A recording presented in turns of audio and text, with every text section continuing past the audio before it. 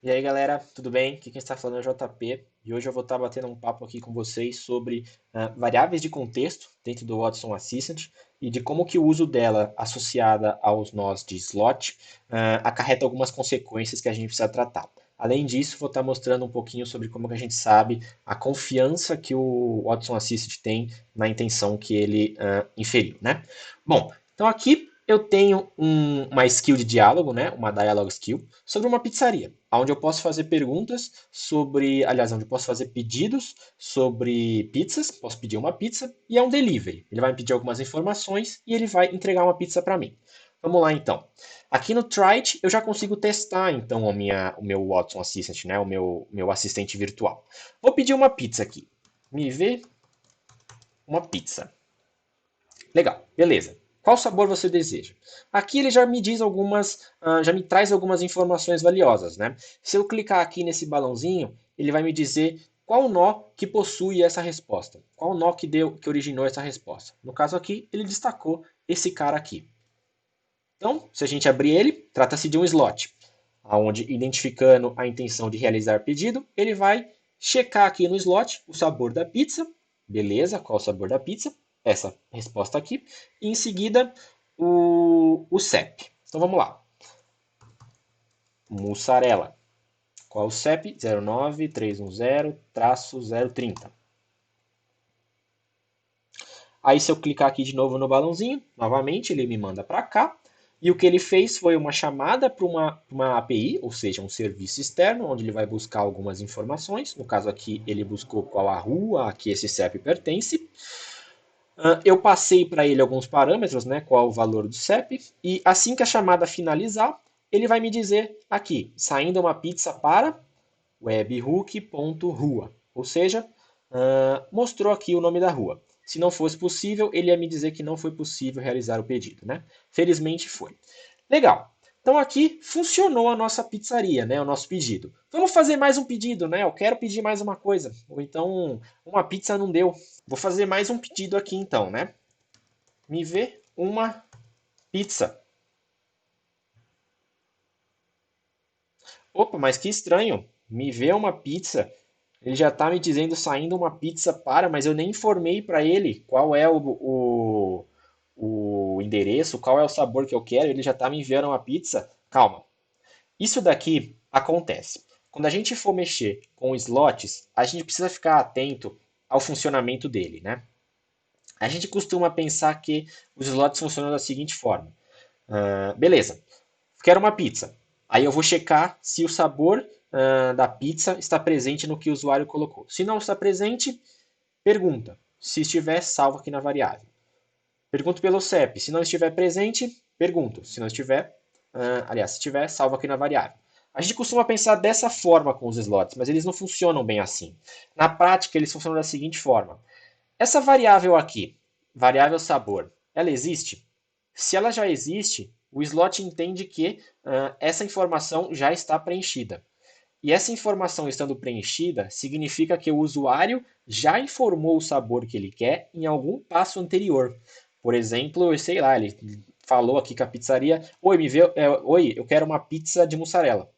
E aí, infelizmente, não reconheceu a intenção de pedido e já armazenou o pedido, aliás, o sabor na variável. Isso aqui é muito perigoso quando a gente tem múltiplas requisições, né? Porque se a gente não limpar o contexto, o estado que o assistant se encontra é o estado anterior, né? É o estado que o usuário informou tudo bonitinho, certinho, e aí ele conseguiu identificar tudo. Ou seja, se entrar um cliente novo falando, me vê uma pizza, o assistant vai pegar o estado das variáveis anteriores. Sei lá, o último cliente pediu mussarela e pediu no endereço lá longe de onde eu tô, sei lá, no centro de São Paulo. E aí a gente precisa tratar isso. E existem algumas formas que a gente trata isso, né? Fazer essa limpeza do contexto. A mais comum delas e a mais simples é a gente fazer uso de alguns comandos nativos que o próprio Watson Assistant possui, né? É chamado da linguagem Spell. E a gente consegue acessar ela inserindo alguns caracteres especiais, né? O mais adequado para limpar o contexto, pessoal, é a gente limpar ele quando a interação do nosso usuário com o Assistant acabar. e ela acaba aqui na minha pizzaria quando eu informo que a pizza está saindo já para ser entregue, né? Então, no caso, é só eu vir aqui nas minhas respostas e clicar aqui nessa engrenagem. Clicando aqui nessa engrenagem, ele vai me mostrar qual é a resposta que ele fornece. Aí eu vou adicionar um novo response type. E aí, para eu acessar esse conjunto de comandos, eu só preciso colocar menor, interrogação, interrogação maior. E tudo que tiver aqui no meio devem ser comandos válidos, né? No caso aqui, os comandos válidos, aqui na documentação do Watson, ele mostra alguns comandos que são válidos, né? Ó, Expression Language Methods. Então aqui, manipulação de array, para limpar os arrays, verificar se um determinado array contém um determinado valor, montar um contador, gerar números aleatórios, enfim, isso aqui são comandos válidos, né? O que a gente está interessado aqui é esse aqui, é o context.clear. Abre e fecha parênteses. Então, se eu clicar aqui em Save, vai modificar um pouquinho o meu nó, mas já vai estar valendo, né? Vamos colocar aqui em Clear, para a gente começar uma interação do zero e ver se as modificações que a gente inseriu foram efetivamente aceitas, né? Me vê uma pizza. Qual sabor? Mussarela. O CEP 09310-030. Saindo uma pizza para o Almirante Barroso. E aqui ele já até mostrou uma segunda resposta vazia. É interessante notar que aqui, se a gente for analisar as variáveis de contexto, ele já limpou tudo que estava aqui, né? Então, antes eu tinha o sabor, o CEP e a variável de resposta. Mas agora, como eu limpei, ele já sumiu com todas, né? Vamos fazer mais uma interação, né? Que é para ver se a gente pegou, efetivamente está funcionando. Me vê uma pizza. Beleza, qual sabor você deseja?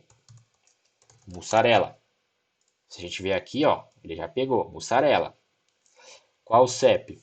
09310-030. Saindo uma pizza para a rua Almirante Barroso. Beleza, o fluxo foi completo e o contexto já está novamente limpo.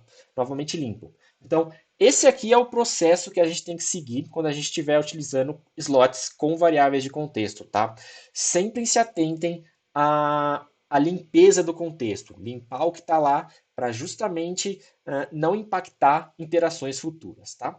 Agora, mudando um pouco de assunto, como é que eu vejo a confiança que o assistant tem em ter reconhecido corretamente a intenção, né?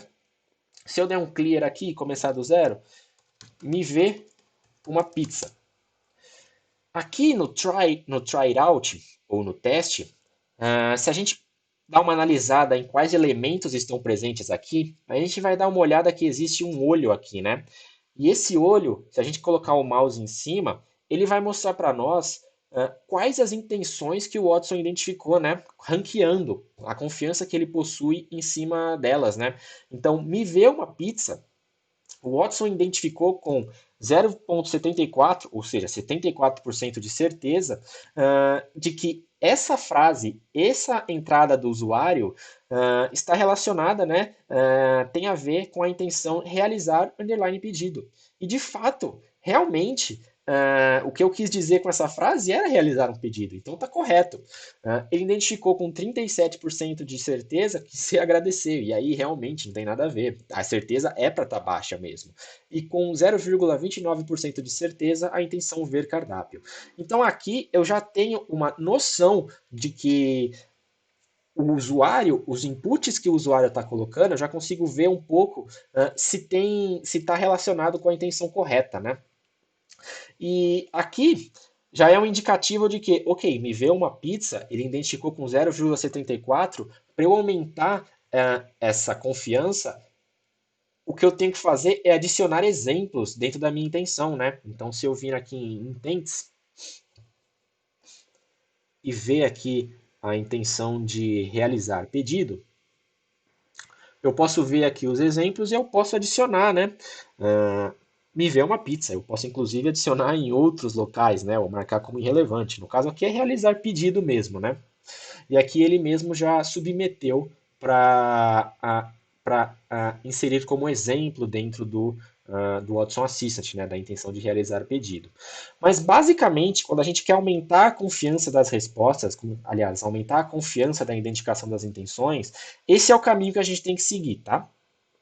Verificar se os exemplos que a gente está fornecendo eles estão variando, eles têm uma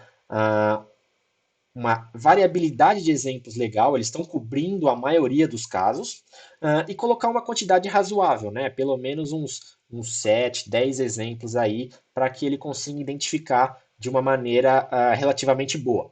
Outra coisa que é importante dentro da confiança, né? Se a gente for ver aqui depois, é tome cuidado aqui com a quantidade de exemplos, tá? Não existe uma quantidade excelente de exemplos do que pode ser bom, do que pode ser ruim, mas intenções com muitos exemplos e outras com muito poucos, por exemplo, se a minha, vamos supor que aqui a minha intenção de realizar pedido contém 20 exemplos e o meu agradecer só contenha 2, tem uma diferença muito grande, né? Elas não estão balanceadas. Uma tem 20 exemplos, a outra tem 2, está muito enviesado em realizar pedido. Tudo que vir praticamente vai ser realizar pedido, né?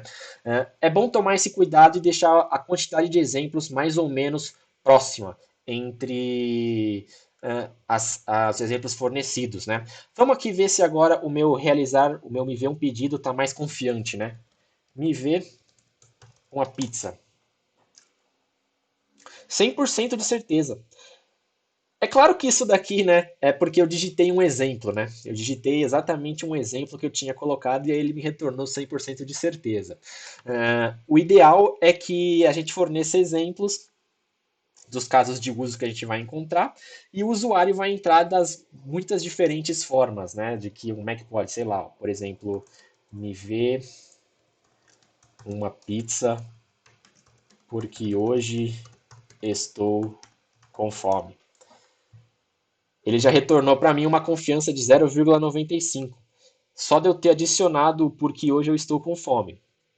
Mas ainda assim é uma confiança alta, né?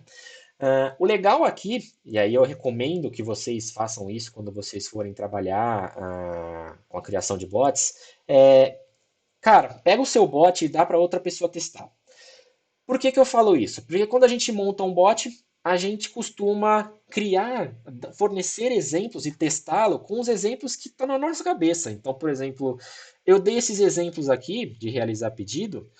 Gostaria de mussarela, gostaria de uma pizza, manda uma de calabresa, pensando em mim. Isso é a forma como eu peço uma pizza. Mas a minha mãe, o meu pai, o meu irmão, pode não pedir dessa forma.